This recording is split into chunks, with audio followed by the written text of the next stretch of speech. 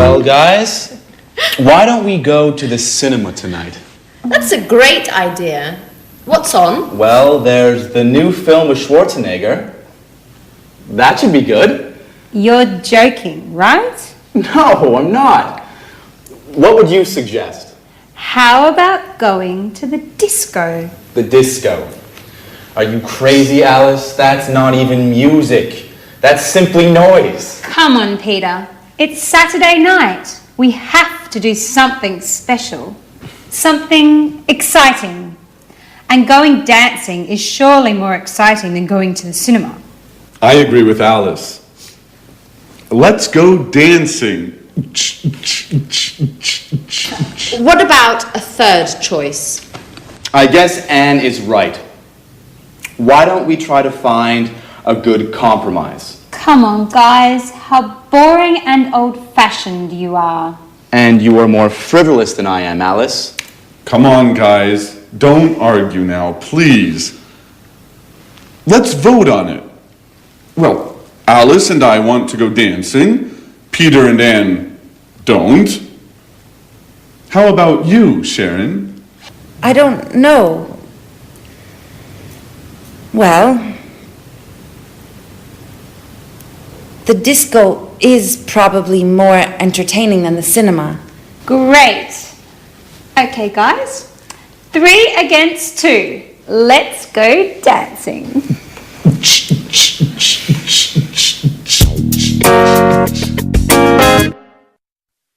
Hello and welcome back to English Today for some more English.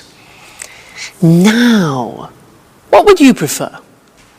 Discotheque or cinema?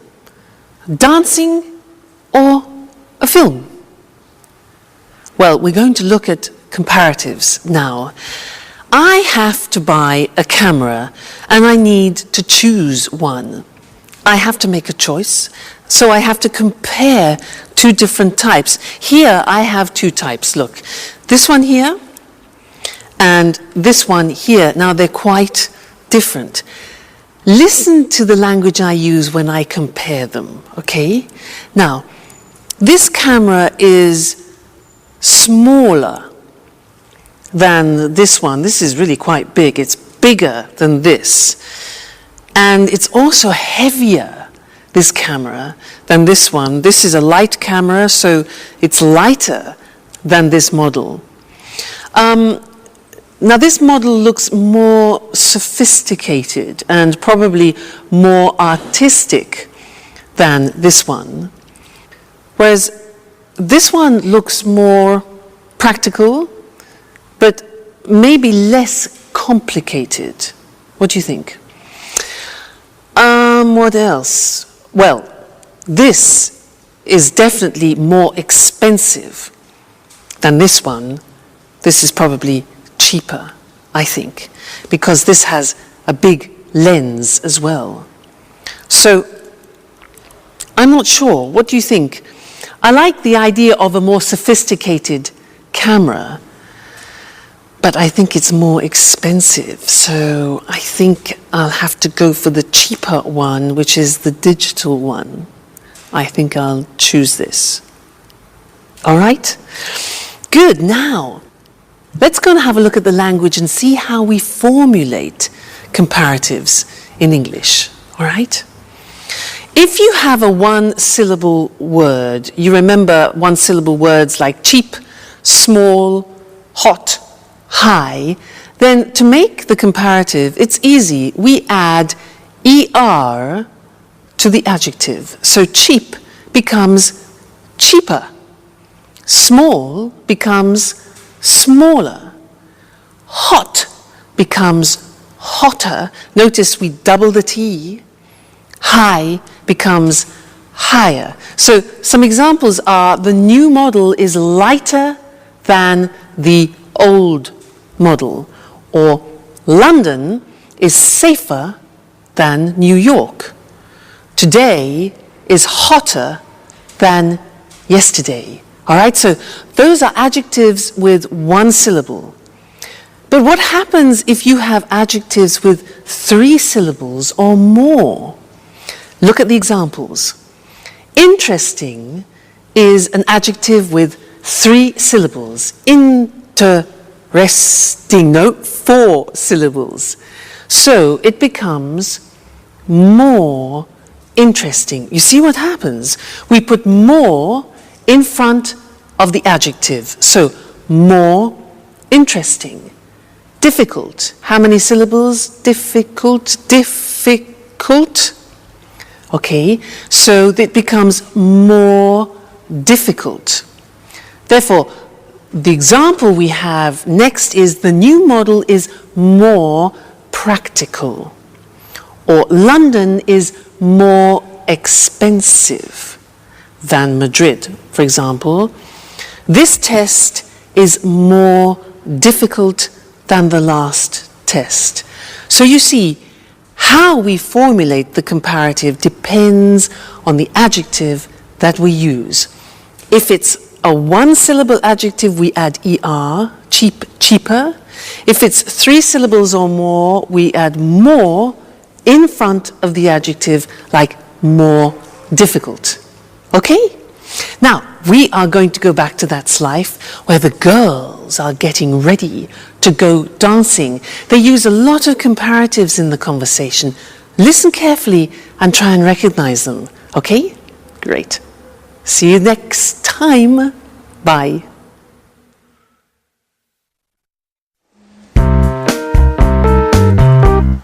Here's my party hat. How do you like it? You look great. I envy you. Hats really suit you. Well, I envy your room, Anne. But with all this traffic, how do you sleep? Oh, I'm used to it. Which disco are we going to? Paradise. It's a new disco on King's Road. It's very nice. Did Tom and you go there together? Yes, we went last Saturday. We spent a nice night together. Maybe I asked the wrong question. You don't like Tom, do you? He's boring. Very boring. Besides, he's an Aries and he talks too much. Last night, for example, he showed me all the pictures of his holiday in the Alps. He talked for an hour about the mountains. But I hate the mountains. Why do you say that? The mountains are beautiful and spectacular. I prefer the beach. It's more relaxing and entertaining. Oh, I don't know. I think the beach is more boring than the mountains. Why do you say that? Well, think about it. Lying on the beach every day, it's much more interesting to be walking in the countryside. Yes. But it's usually colder in the mountains. I think the beach is also more romantic. Girls, stop talking nonsense. How do I look? You look very pretty, Alice. Thanks, Sharon, but you look better than me. No, how can you say that? You're much more tan than I am. Yes, but you are in better shape. And me? How do I look? You are very pretty too, Anne. I'm sure I'm not nearly as beautiful as you. Come on, guys. Stop making stupid comparisons. Let's just say that we're all different. Hey girls. Okay, are you ready? I need your advice. Which shirt is better according to you? The red one, it's much better than the blue one for a disco night. And you, Sharon? What do you think? Well, I think the red one is funnier, while the blue one is more professional.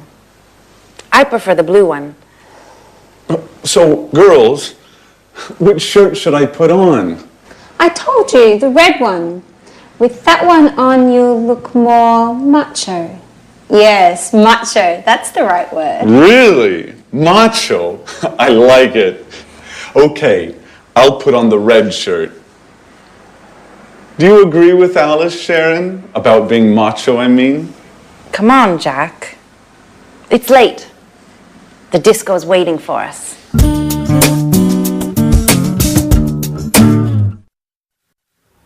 Hello Hello again and welcome back. I want to continue talking about comparatives in this lesson because last time we talked about how we compare with adjectives with one syllable and 3 syllables and more. Remember we said hotter than, but more difficult than. So what happens if we have adjectives with only 2 syllables? For example, like heavy or easy. Well, we say heavier and easier, but the spelling changes. And that's what I want to show you on the screen now, because the Y at the end of easy and heavy disappears. Look.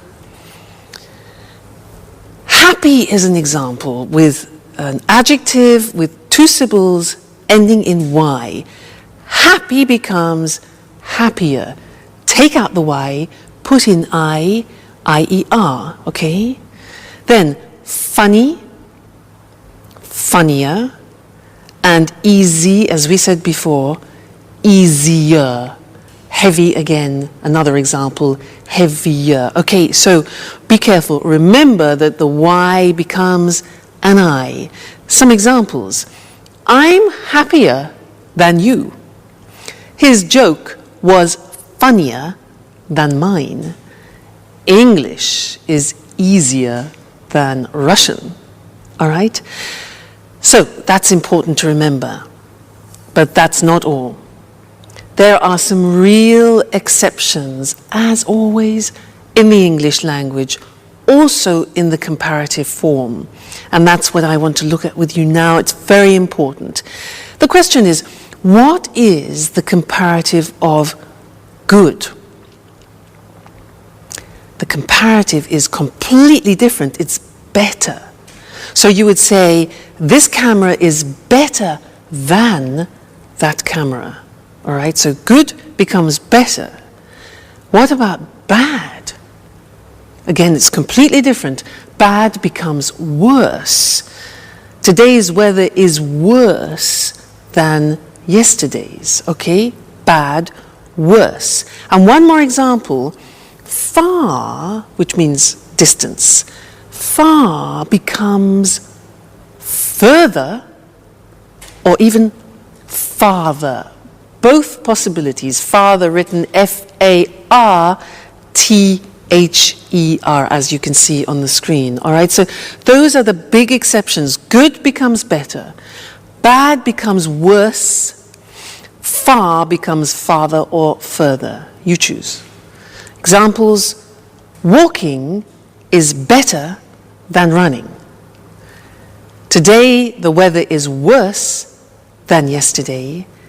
And Southampton is further than Brighton. All right? So those are all the most important things that you need to know when you're comparing things. Don't forget the exceptions. They're very, very common and easy to forget. All right? Great. So I'll see you next lesson where no doubt you will be speaking English better. Okay? See you then. Bye.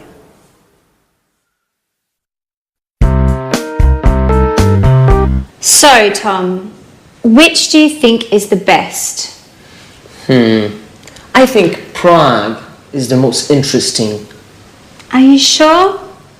I think Vienna is more exciting than Prague. Yes, but it's certainly the most expensive tour. It doesn't matter. My father is going to pay for everything. And what about Madrid? I think it's probably the most exciting. Why do you say that? Well, the nightlife. I'm sure there are a lot of discos. That's true, but it is certainly the hottest city. You're a good friend, Tom, but you are so boring. I don't really care about the weather. I just want to enjoy myself. This trip is my father's birthday present to me. I want to go to Europe's most interesting city, but also the most special and the most entertaining one. I see. Well, I think all three are interesting cities. Hi guys. What are you doing? My father is going to give me a trip for my birthday, so I'm choosing where I would like to go. Oh really? That's great. Are you going alone? No, my father promised to come with me. Oh. Well, do you already have an idea of where you want to go? Not yet. I can't make up my mind between Vienna, Prague and Madrid. Tom was making some precious suggestions. But she isn't taking my advice, as usual. Well, I think Prague is probably the oldest city, but Vienna is the most interesting one. There are a lot of important meetings in Vienna.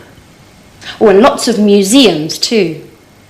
Well, Madrid also has a lot of museums. Do you agree with that? Yes, that's true. But Madrid is certainly the hottest city. Oh my God, Anne. You are like Tom. You both talk nonsense. I think you two should go out together. I think you would get on well. Alice, what are you talking about? You're joking, right? Well, not really. I think Tom is perfect for you, Anne. Come on, Alice. Stop being foolish. You're embarrassing us. Really? There's no need to be ashamed. Listen, I'm going to leave you two alone now, so you can get to know each other better. Bye.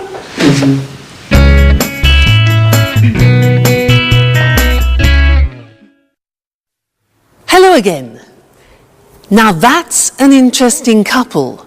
Tom, who is an obsessive museum goer, Anne, who is an obsessive cleaner. Put them together, and what have you got? The cleanest museum in the world. Now, the cleanest is an example of the grammar form of the superlative. And that's what I want to look at with you now. I want to give you some examples. So listen carefully to what I say. All right? Good. So, good morning, ladies and gentlemen. Are you having problems opening your bottles? Well, I have the solution for you. Here it is. A revolutionary bottle opener. This is a bottle opener. Have you been using these old models like this and been having problems? Well, this is the most intelligent and the most revolutionary bottle that you can find. Bottle opener, it's called, okay? So, how does it work? You take your bottle of wine. You open it up like this. You open it here. You put it on the top of the bottle, like that, over the cork. Then, in this position, you see, hold it strong. Take the lever like this and you pull over like that. Okay? Takes a little bit of effort, but not like that one. Then, you push it back, and what happens? Bingo!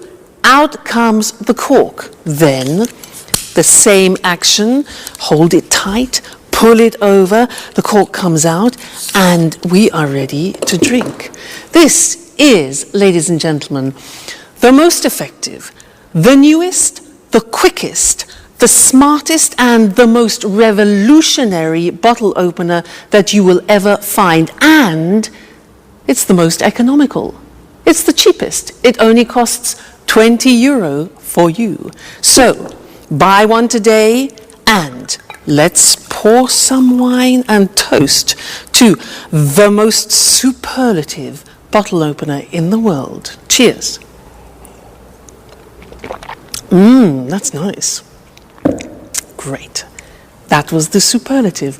Let's go and see it on the screen. Nice wine. Now, when we have an adjective with one syllable like cheap. What we do is we add the at the beginning to make it superlative, and then we add est to the adjective. Look at the examples.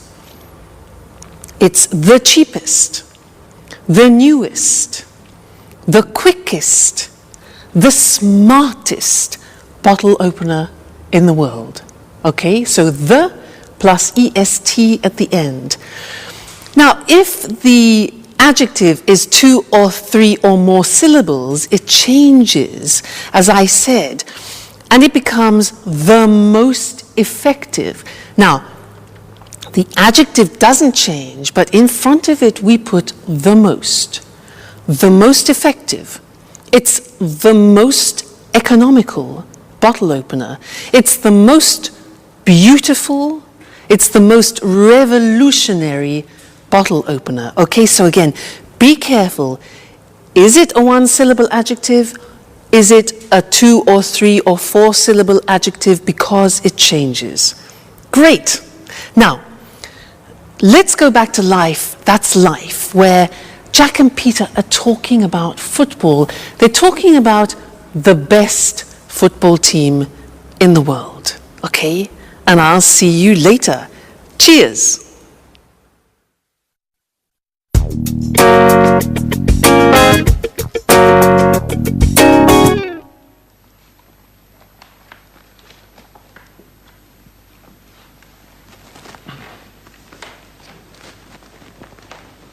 Man was, saying there at me. Hey, Peter, did you see the match yesterday evening? Which match? Which match? Ajax versus Juventus. Those teams are boring. Excuse me. Excuse me. Ajax is the best football club in the world. I'm afraid I don't have a clue. I know that only music matters. Anyway, in your opinion, which is the best team? I don't know. I heard Arsenal is the best one of all time. They've got the most aggressive players, the most important coach, the toughest goalkeeper. Peter, you are so mistaken. Okay. What's so great about Ajax? Well, first of all, their defense is superb. It's much more intelligent than Arsenal's. No. Still, No. But you promised me. You're always busy. No, I don't want to go anymore. Anyway, thanks, Daddy. Thanks for your present. You are the worst father in the world. Don't worry, I'm going to have a great birthday all the same. Yes, with my friends. They do love me. Bye.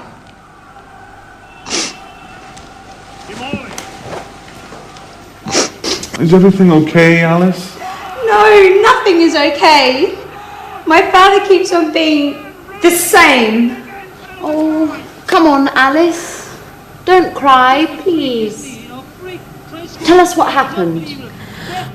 Well, I told you my father decided to give me a trip for my birthday. Well, he promised to come with me. And just now, he told me that he can't anymore because he has some important work to do, as usual. Oh, don't be angry with him. Even if he has something important to do, you can leave for your trip anyways. No, I don't want to go anymore. Well, don't worry, Alice. We are going to give a big party for you. Isn't that true, guys? Absolutely. Of course. You are the most brilliant, the smartest, and the funniest roommate we've ever had. Even if sometimes you are a bit lazy. You need a special party. Thanks a lot. You are the best friends in the world.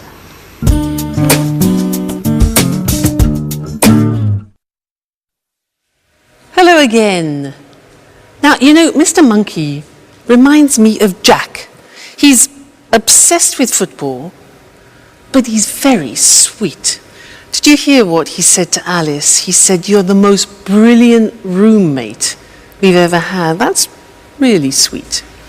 And did you hear them talking about football? Well, I don't know what you thought. They said, this was Jack, he said, "Ajax is the best football team in the world." Debatable. Alice said her father was the worst father. And Jack then said, "You are the funniest roommate that I have ever had." And so these are all examples of exceptions in the superlative form. I want to go to the screen now and look at those because they're not that easy.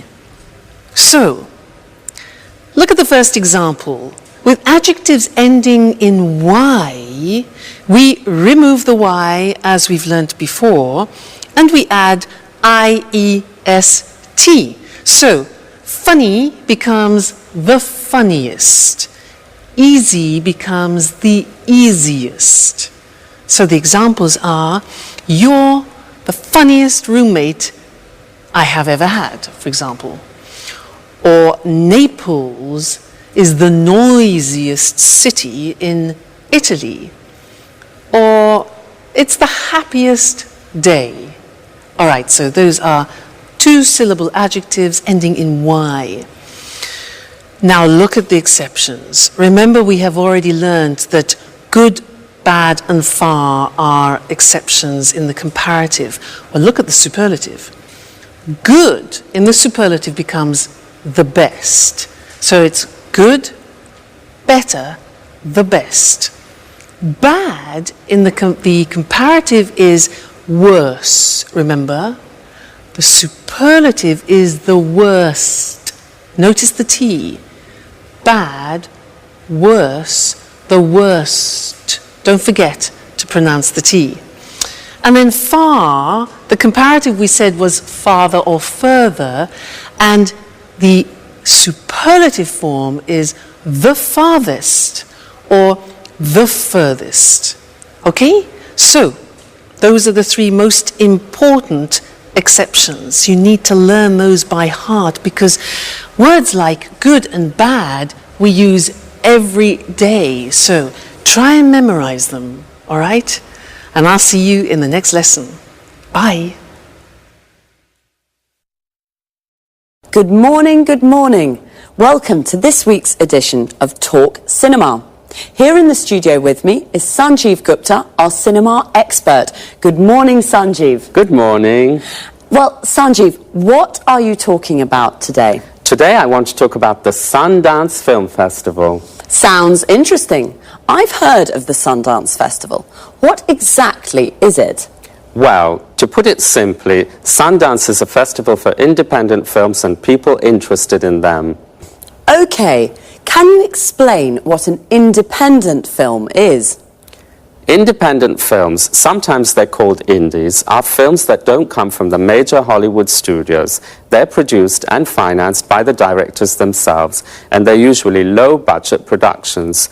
But of course, this doesn't mean that they're appreciated less than normal commercial films. Of course, independent films can be very interesting, and often they deal with contemporary issues. Exactly. You can't compare independent films with Hollywood blockbusters. They're two completely different things. Well, Hollywood films are more spectacular. They're usually high-budget productions, and the money comes from the Hollywood studios, not from the directors. There's more money to spend, so they can feature famous stars. There's another important difference here. Hollywood movies are distributed throughout the world. That's how they make so much money at the box office. Right, Sanjeev? Right, Lucy.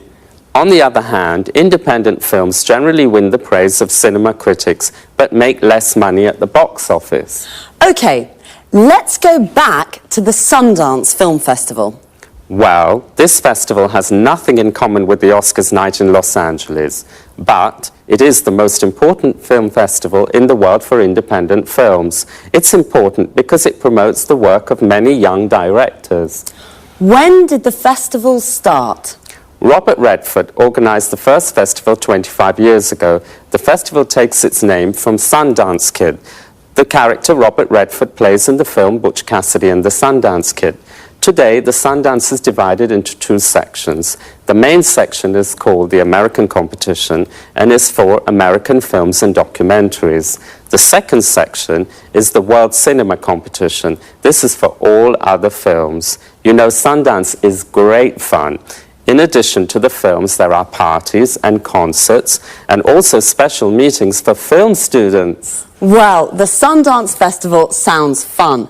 It's smaller and younger than other film festivals. There aren't lots of Hollywood stars. The awards aren't as prestigious as the Oscars. But it's an important festival. Right, Sanjeev? Right, and don't forget, it's great fun. Okay, thank you, Sanjeev. And goodbye. Goodbye. Goodbye, and see you next week for another edition of Talk Cinema.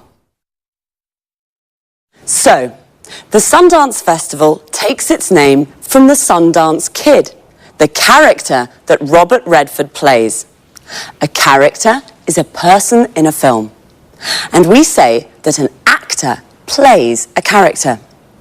And let's have a look at some of the vocabulary and expressions we use to talk about films.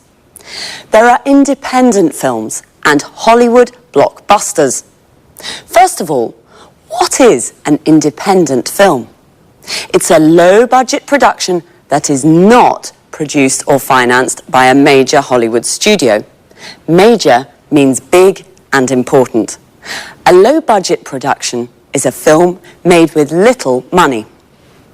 And what's a Hollywood blockbuster? It's a high-budget production that is produced and financed by a major Hollywood studio. A high-budget production is a film made with lots of money.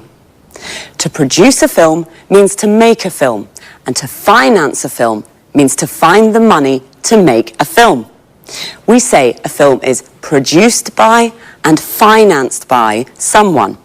So, an independent film is usually produced and financed by the director of the film. The director is the person responsible for making a film. He or she directs the actors and decides how to tell the story of the film. Independent films are sometimes called indies, which comes from the word independent.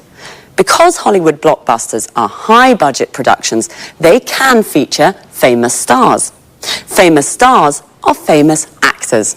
So, if a film features famous stars, it means that famous actors and actresses are in the film. Pretty Woman features Julia Roberts and Richard Gere. We say Hollywood blockbusters are commercial films. This means they are easy to watch and easy to sell.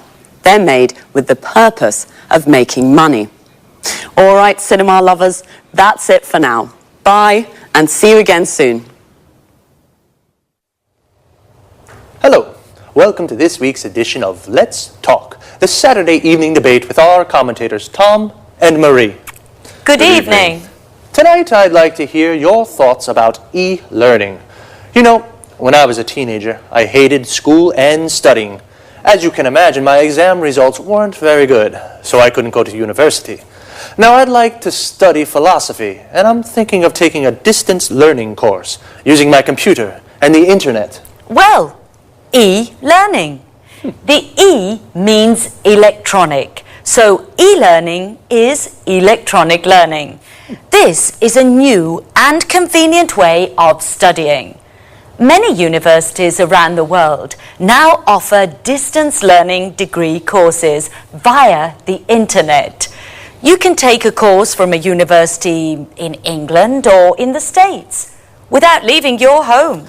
That's true, but you need to have a lot of motivation to take an e-learning course. Why? Well, good time management skills are very important for successful e-learning. You mustn't waste time. You must study a little every day. It isn't always easy, especially if you work. Okay, e-learning courses can be more difficult. Traditional courses can be better.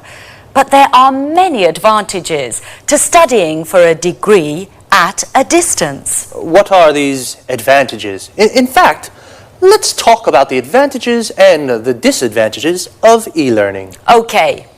One advantage, you can study when you like and where you like. I see.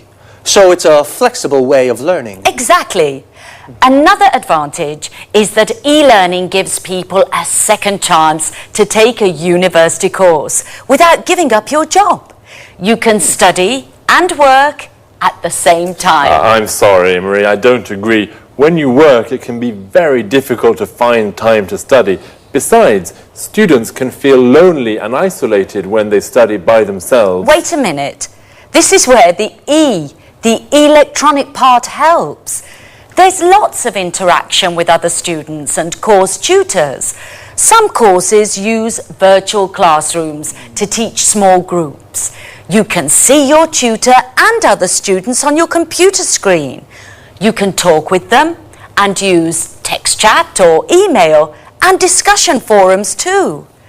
Today, most courses include study skills information on how to study well at a distance. Okay, but some course materials can be really boring, just like reading books online.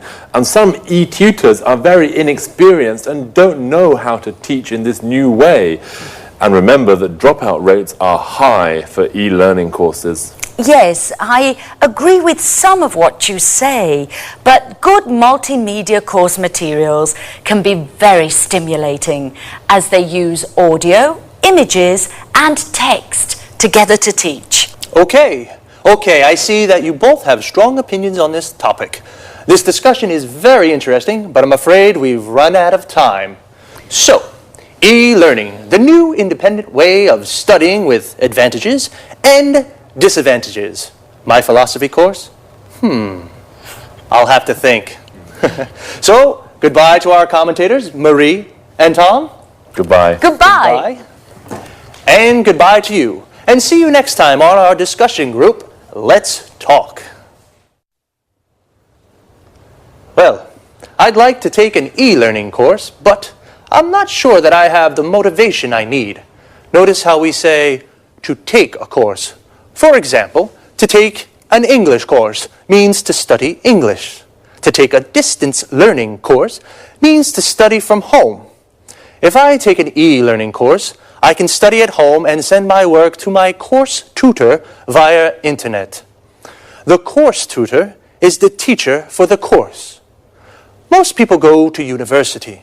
To go to university means to study full-time at a university. We can also say someone is at university. For example, I'm at university means I'm studying for a degree at a university. A degree is the qualification you get when you complete a university course. A degree course can take from 3 to 5 years, depending on the subject you study. I wanted to study philosophy at university. We say to study a subject at university. For example, my friend Sasha is studying mathematics at university. We can say she goes to university. She's at university. She's studying mathematics at university. She's taking a mathematics degree at university. We can also say she's studying for a degree in mathematics. Notice we can say either a mathematics degree or a degree in mathematics. With e-learning courses, people study for a degree at a distance. This means they study at home. They don't go to the university to study. But Tom said the dropout rates for these courses are high. The dropout rates is the number of people who don't finish the course. The verb to drop out means to not finish a course. We can say to drop out of school or to drop out of university. Okay, well, study hard, and I'll see you on Saturday for another edition of Let's Talk. Goodbye.